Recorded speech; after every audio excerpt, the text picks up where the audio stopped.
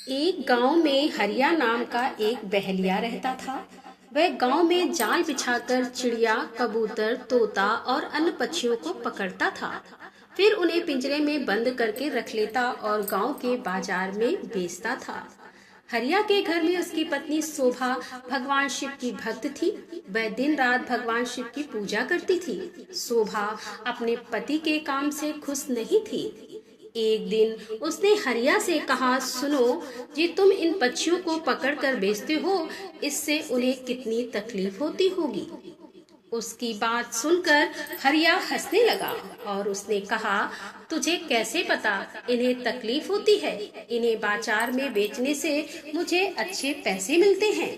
यह सुनकर शोभा रोने लगी। उसने कहा, आपको शायद यह नहीं पता कि इन भोले बेजुबान बच्चों की हाय हमें लग रही है, इसी कारण हमारे कोई संतान नहीं है। मैं दिन रात भगवान शिव की पूजा करती हूँ, लेकिन फिर भी हम संतान के सुख से वंचित हैं।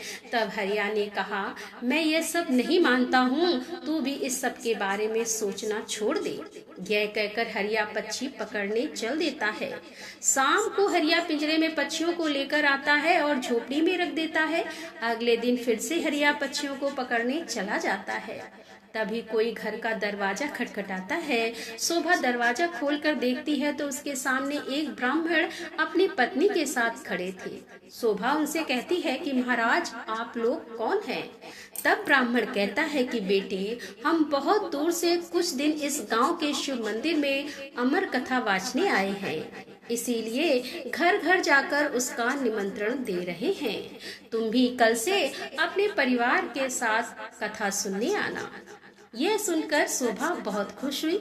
उसने कहा कि हे ब्राह्मण देवता, मेरे तो भाग्य खुल गए। ऐसा अवसर तो किस्मत वालों को मिलता है, परंतु आप दोनों की रहने की व्यवस्था कहाँ है? तब ब्राह्मण ने कहा, बेटी, मंदिर के पंडित जी ने हमारा रहने का इंतजाम मंदिर में ही कर दिया है और इस गांव में जो भी हमें सम्मान और प्यार से भोजन कराएगा, हम भोजन कर लेंगे। यह सुनकर शोभा की आंखों से आंसू बहने लगे। उसने रोते हुए कहा, महाराज, मैं बहुत गरीब हूँ, लेकिन मेरी इच्छा है कि जब तक आप इस गांव में रहे आप मेरे घर में भोजन करें, परंतु मेरे घर में रूखा सूखा है जो आपको पसंद नहीं आएगा।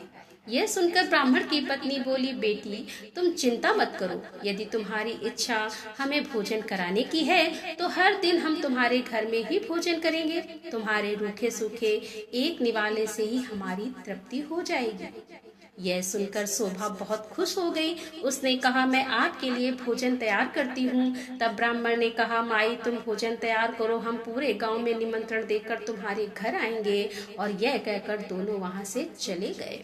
शोभा भोजन तैयार करती है। कुछ समय बीत जाने के बाद दोनों पति पत्नी शोभा के घर भोजन करने आ जाते हैं। जब वे भोजन करने बैठते हैं तभी ब्राह्मण की नजर पिंजरों में पक्षियों पर पड़ती है।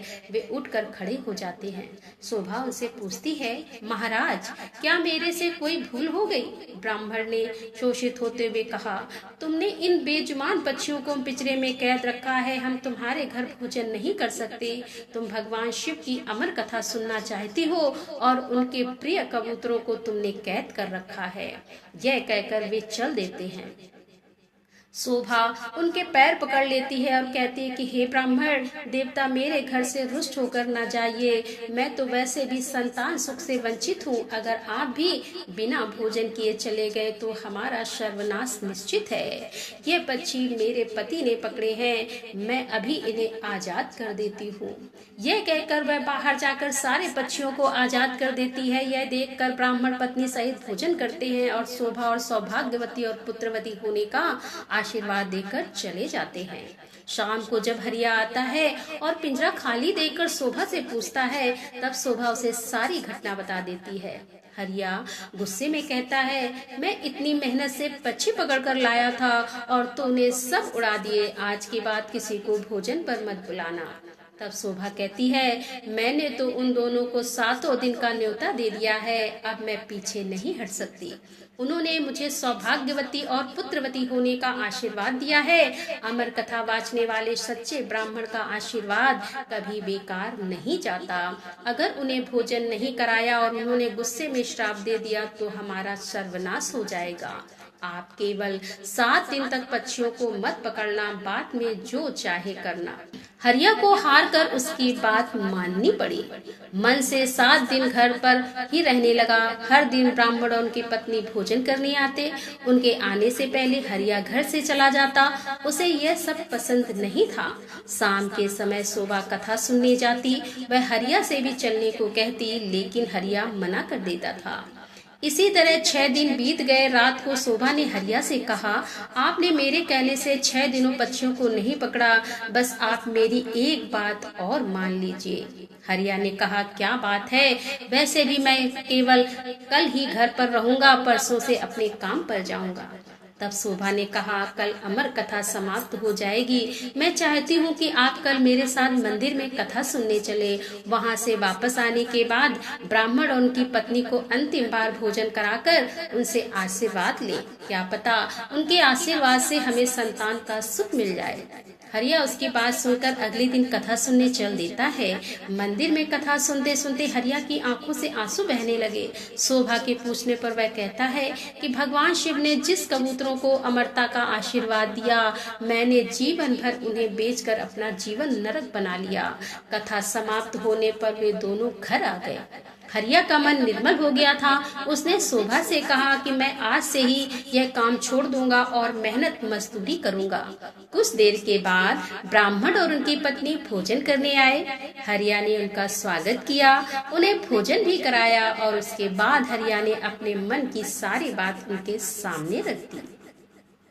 तभी ब्राह्मण और उनकी पत्नी भगवान शिव और माँ पार्वती के रूप में प्रकट हो जाते हैं। भगवान शिव कहते हैं, तुम्हारी पत्नी की भक्ति देखकर हम तुम्हें संतान सुख देना चाहते थे। तुम्हारे पाप के कारण यह संभव नहीं था, इसीलिए हमें तुम्हारा मन बदलने के लिए वेश बदल कर आना पड़ा।